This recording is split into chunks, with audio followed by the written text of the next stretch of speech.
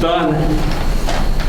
This is a very historic day, November 4th, 2020, when the whole nation is debating about our democracy in different contentious forms. And I think Locke kind of mirrors our national situation. So I think my first question is, what is the status of Locke today, and what are you trying to do? Okay. Well, thanks, Gene. Thanks for the kind of opening comments. And it is interesting, obviously, as we all, participated as a nation anyway in selecting leadership at various levels of our government, and I know some of those outcomes are yet to be determined and will be known obviously within the next few days. But kind of reflecting on Locke, and certainly congratulating you on your efforts of putting together some writings as it relates to Locke, not only his history but obviously currency in today's setting. So maybe I could frame it a little bit by going back a few years to the mid-90s when obviously Locke there was some concern by agencies relative to sanitary sewer for the community, and water quality board at the state level, but certainly environmental management were involved, and that really was the basis for what would ensue as it related to efforts put forth by the Housing Redevelopment Agency, the Sacramento Housing Redevelopment Agency, and working with a team of consultant folks who some with familiarity with the Delta, but certainly with Locke, at least generally. And so that effort ultimately ended up with efforts that produced reports and recommendations to the Board of Supervisors in the early 2000s, late 1990s, early 2000s, that actually resulted in the acquisition of the town of Locke, the 10 acres, that and then it was subdivided, and there was a process for getting the land titled back to the folks who in many cases owned the buildings that sat on that ground. But as a part of that, and I think kind of your question a moment ago, and kind of a long way to get to your comments, your question, there was, in addition to the transfer of title and the restoration or the reconciliation of the land and the buildings, there was provisions for the common areas, some of the walkways, some of the open lot areas, and in the gardens that lie in the rear of the town. And so as a part of that, then there was a structure put in place to actually oversee and maintain through participation with the landowners in the town to see to it that those areas that were held in common interest would be maintained for a period of time. And so hence there was the formation of the Locke Management Association and the Locke Foundation, which at that time were united structure. Subsequent to that, obviously, in more recent times, the foundation was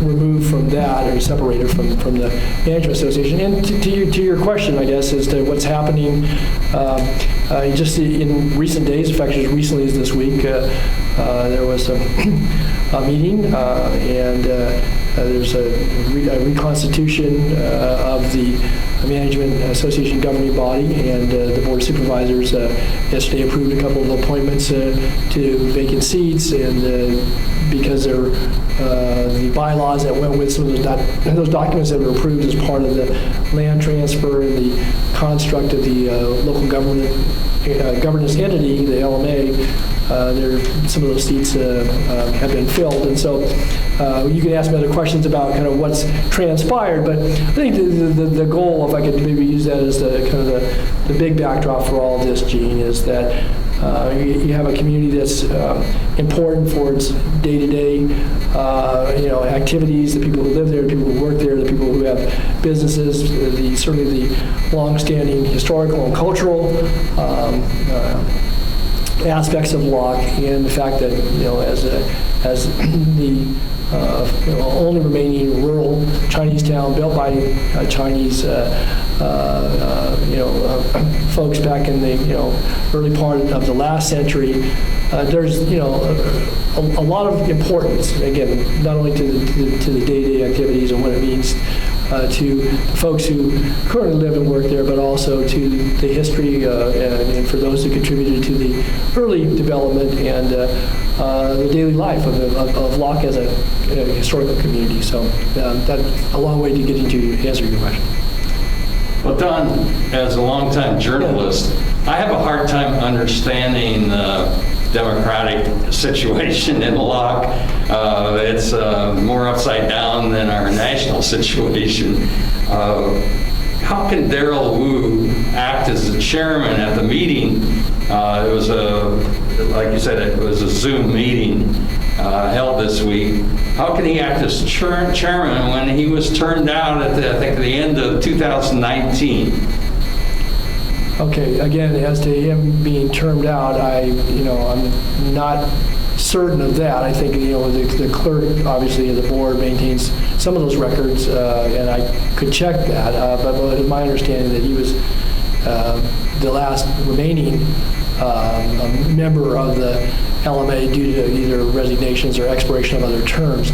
So if that's the case, Gene, I'd have to confirm that for you. I'm not going to be able to confirm that as we're sitting here talking today. So. What are the requirements for anyone on the board? Is it still they have to own property in Locke, or what are the requirements? So under the construct of the formation of L.M.A., there were property owners and business owners, and then there were some designated seats for either cultural organization with Chinese affiliation, a historical seat, and also a representative from the county. It would be appointed by the Board of Supervisors.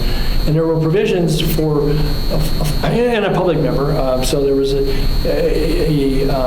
structure that still is in place that would have had 5 seats either requiring the ratification and or action by the Board of Supervisors. The remaining seats were done through a process of either election because of their ownership and or business representation, and then the ability to select a 13th member.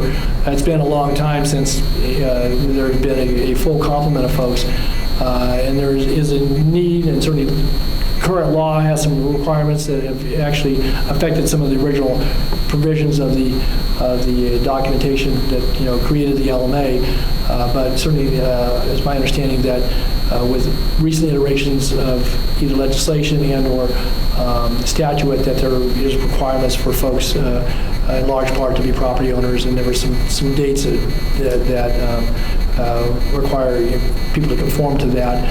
But there were provisions in the original documents that would allow for vacancies, at least in those 5 seats, to be filled by appointment of the Board of Supervisors. The remaining portions either require election and or a selection by some. So there's no election by the residents in Locke? No, there were provisions for that, and so there are any number of vacant seats that still remain, and those would have to be filled through election and or there may have been some provisions for appointment to some of those seats. But no, clearly, Gene, to your point about democratic processes, there were to be elections to be called for on a regular basis, and some of that hasn't occurred because, again, there were many seats that were vacated, and some of those could be filled by appointment, but others were required to be filled by election. So I think some of the other vacancies are required to be filled by election, should they be called.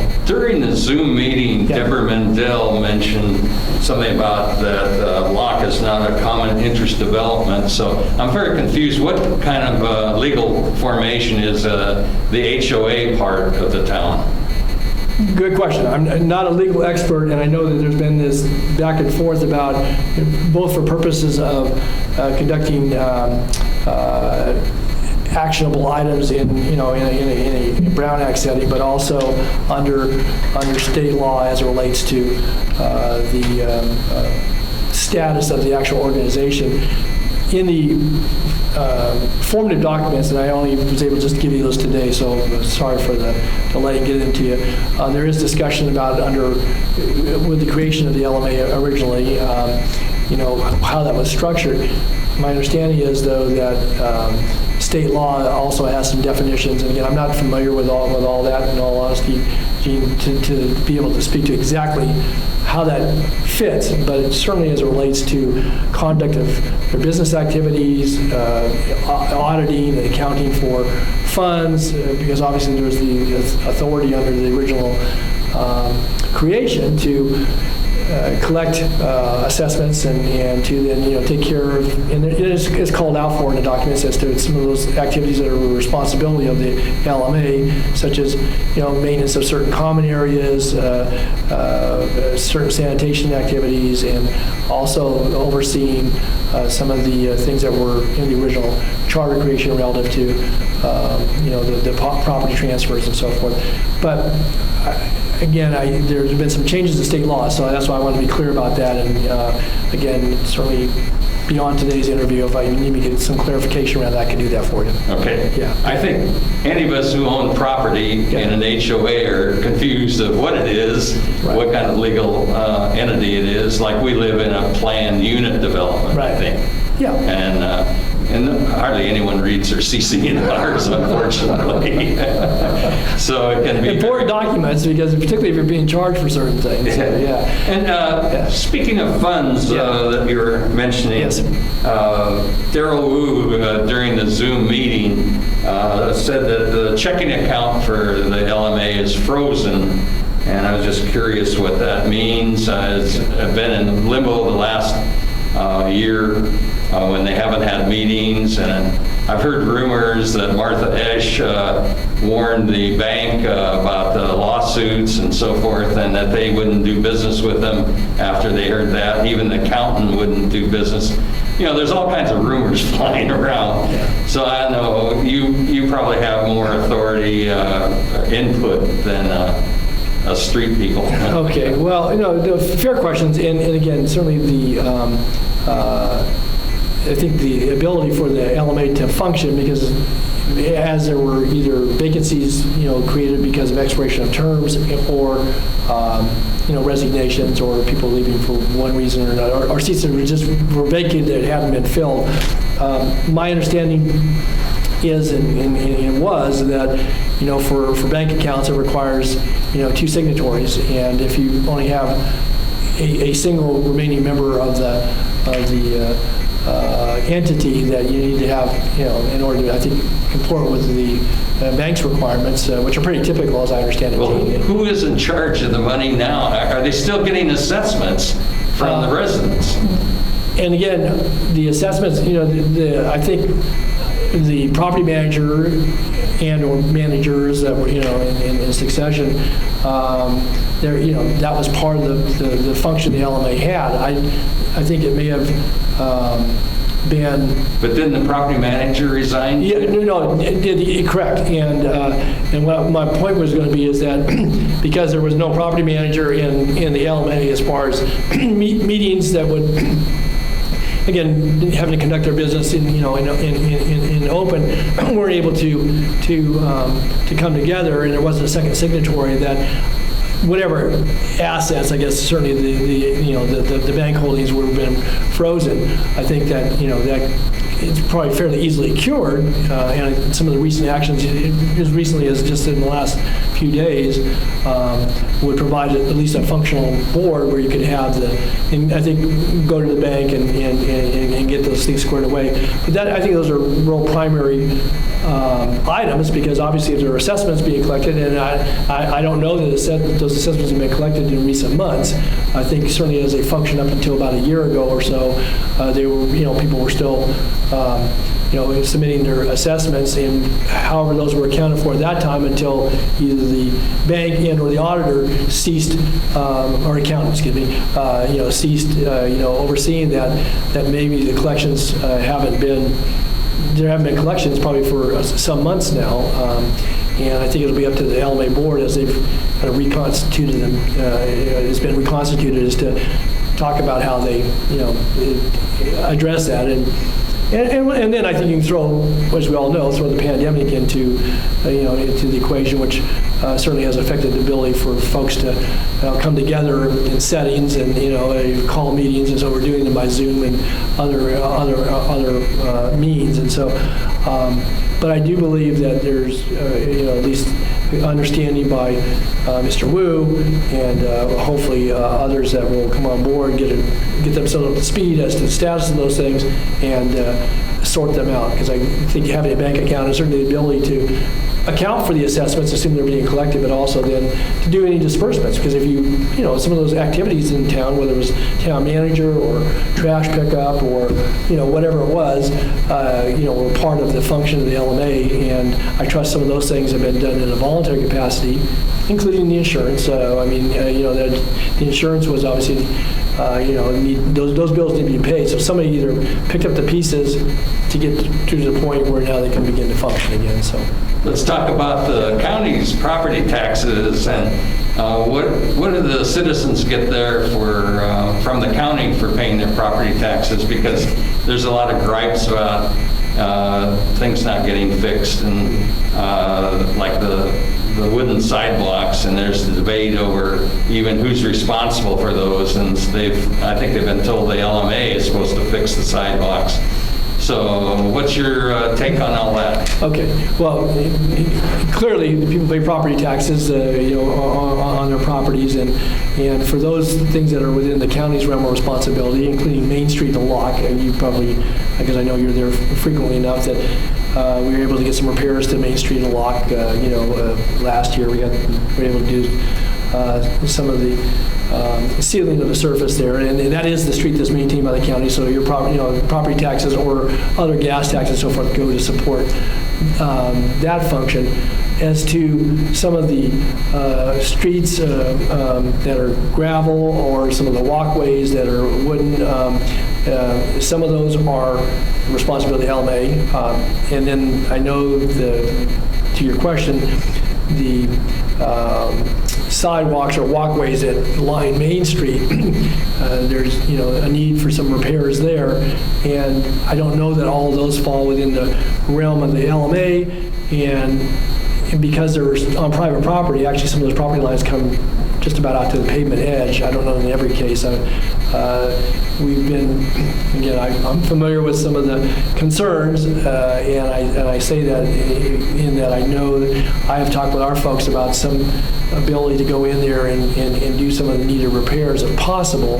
But there's, again, on private property, it's a little different than there's a lot different than it is in the public rights of way. And the walkway. Are you talking about Key Street now? I was talking about Main Street, the walkways in front of the businesses there. I was as to Key Street, I don't know if that's one of the county maintained, but I know the walkways that lead up to, obviously, to River Road. Some of those are within the realm of the L.M.A.'s responsibility. Actually, and you may have been in attendance, Gene, a couple of those sessions we had at Gene Harvey School, it's been probably 2 years ago now. There was a map prepared, and I probably need to run down a copy of it, that actually showed, as it related to roadways and walkways, what we had based upon the subdivision maps that actually, were part of the land transfer in the early 2000s, but that then created the common areas, but also delineated the roadway area. I would tell you there was a little quirk. It was interesting because when we took Main Street into, that's not Key, it's the street that runs down through the middle. That's not Key Street, that's Main Street, right? Correct?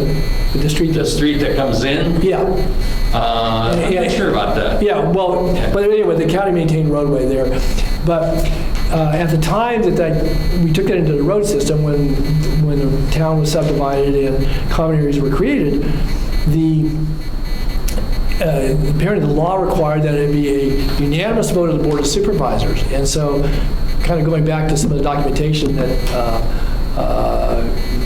we were able to recover here, the vote on the L.M.A. as to the construct about what the size ought to be was a split vote at the time, and so that actual item reflected a less than unanimous vote, and so we had to go back a couple of years ago when it was about the same time I think we were talking about some of those community workshops with a couple that you get that corrected to make sure that we could provide the maintenance, even though I think we've been filling potholes and so forth. We did the resurfacing last season. So people do get things for their property taxes, and again, building permits and environmental management, code enforcement, those types of things that either are fee supported or general county activities are part of the property tax base there. But there is the common area, and that is part of that came with the package that was approved by the board back in the 2000s, early 2000s. And so there is a combination. And if assessments aren't being collected, I don't then I don't know what the status of Bank County is, but those monies were there for the purpose of doing some of those ongoing maintenance activities in the town, and people paid for out of their association assessments. Well, let's go back in a time machine to the supervisors meeting when the rest of your colleagues on the Board of Supervisors were ready to give up. But they said in all due respects to you, they wanted to give you a chance to be the peacemaker. And I know behind the scenes that you had help behind the scenes. And is there anyone you'd like to talk about that maybe has been helpful? And I'm especially interested in Terry Black, the late Terry Black, because I was a good pen pal with Terry, and he would say that he was in touch with you even when he was in his Mexico Beach house. So I thought that might be kind of interesting to talk about, that it's kind of the behind-the-scenes work of a county supervisor that doesn't get talked about. Well, and thank you, and certainly, Terry Black, again, was, someone who cared, very deeply about Locke, about, community, in which he had other interests, property interests and so forth. And again, I know that, in some of the public sessions we had, he would be there, and obviously you communicated with him as well. And I would just say about Locke that, it's when you say behind the scenes, that, you get any number of calls from people who, may or may not want to, be, publicly out front with some of their either concerns and or suggestions and or ideas for, helping the community. So what were some of their ideas and suggestions? Yeah, well, Terry. Pro or con? Yeah, well, controversial or not controversial? Well, I know that Terry, used some of his own personal funds to, I think make some repairs down there, and he may not be the only one. He was physically out there making changes with his hammer. Yeah, and I think that kind of goes to the, that real, motivation that one has to, to not only, ask folks who are in elected capacity or in some other governmental capacity to do things, but also to do for oneself and to do for the community. And I think, Terry had a big heart, and, he cared about the community, and he was able to step up and do that. But he certainly had thoughts about, direction of the community. I think he would express concerns, and, to your question about, when some of the changes for the bylaws came before us, and again, Gene, you followed that closely, and I appreciate your documentation over the years of, some of the activities and events. And, this whole idea of self-governance, with the structure was put in place, it's not one that's really common. I think it was, the creation, working with community members at the time, and then, putting it in place, and then, hopefully providing a level of support that would allow the community to be successful for the things that they were charged with. And granted, you have different personalities, different views, different takes on, what ought to be, be the role of the L.M.A. or this governance structure. But when, the foundation obviously is, has their own status and standing now, the L.M.A. And I think it was my view, and I think, and again, I would just compliment Terry, because I know he was very considerate of folks, but, he certainly was very straightforward. And I appreciated that about him, and considered him a friend of the community, and certainly someone who I think had, a deep respect for the history there, but also wanted to see it prosper and thrive. And I use those words because I think that's it's important. You have this historical community, but it has energy every day, and and that's important not just for the people who live there, but because what it represents. And so I guess I would just suggest that his work was good work, and I appreciated his friendship and certainly his concern. The national new buzzword seems to be hope for the future. What is your hope and projection for the town of Locke? Well, and maybe just to capture what I said a moment ago, my hope is that the community will continue to thrive and prosper, and that as you build upon the history there, but daily life, and I think that the many aspects of activities go on there, and the businesses, the people who live there, and the people who appreciate it. And I think that's been one of the things I think that certainly sticks in my mind for the hope for the future, Gene.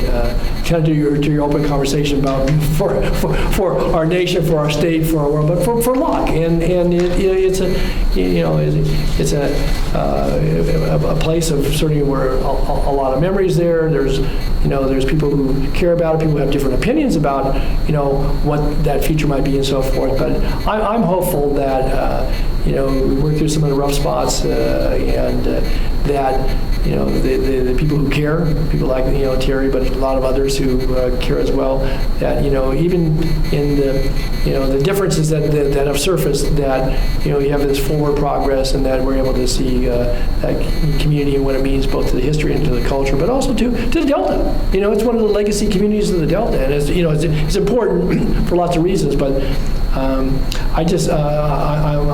hopeful, and certainly will, as I've said many times, do my best to try to help whatever that vision is to be realized, and to people maintain hope.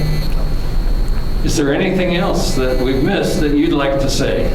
Well, not that you've missed, and I appreciate your giving me the opportunity to talk with you. I think your work, and as I said, in chronicling some of the more recent events, it's now a part of the history of Locke, and but I think there's a lot to be said for our Delta communities, and the Delta is a very special place, Gene. And I know you've spent much of your life, if not entirety of your life, in the Delta, and other people kind of look from the outside in. Yes, the communities are distinctive in their kind of character and the makeup of those communities, but they're a part of that unique, special place in all of California, but I think in all of the United States. And I just, Locke is a piece of that, and I appreciate that, and I thank you and many others who advocate day in and day out for the good things for the Delta. And I'm a big believer that we can build off of some of those blocks as well. So thank you, and thank you to folks in the Locke community for their patience. Again, it hasn't always been easy, but I do believe we'll continue to find places where we come together and advance the good work that already goes on every day in the Delta. Well, thank you, Don. Yeah. And just like the national press gets lampooned, I know I have not been a favorite of the Delta or the Locke Association leaders. You saw even at your Board of Supervisors meeting, they pointed at me and I don't think there are any cuss words exchanged. No. They didn't go quite that far. And the fact that we've lost all our newspapers in the Delta, even the Rio Vista newspaper, it folded just in this past year. Yeah, the River News Herald was 100-something years, right? Right. So this is a very sad thing for this old-time journalist. And one reason why I do it, and especially with the video, because video is where it's at today, and can be shown. Is say I write a book, we can give readers the option of seeing the video on their iPad, as well as reading the text. So that's my hope, packaging all this together for future historians. And again, thank you for your time, Don. You're always a pleasure to meet with, and we hope that you succeed in all your efforts in the small hamlet of Locke. Well, thank you, Gene, very much.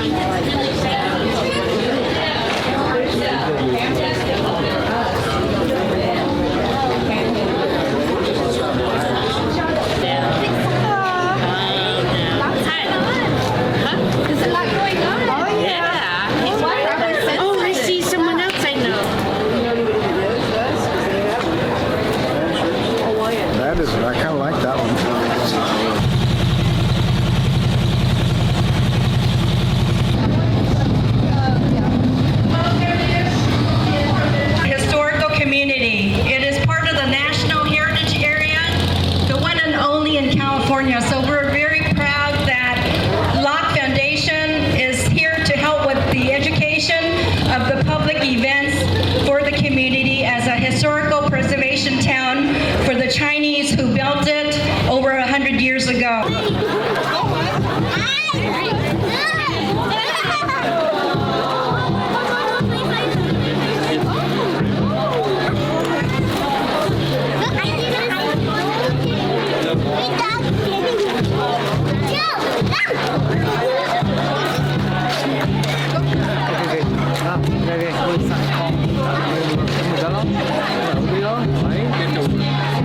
Okay, thank you.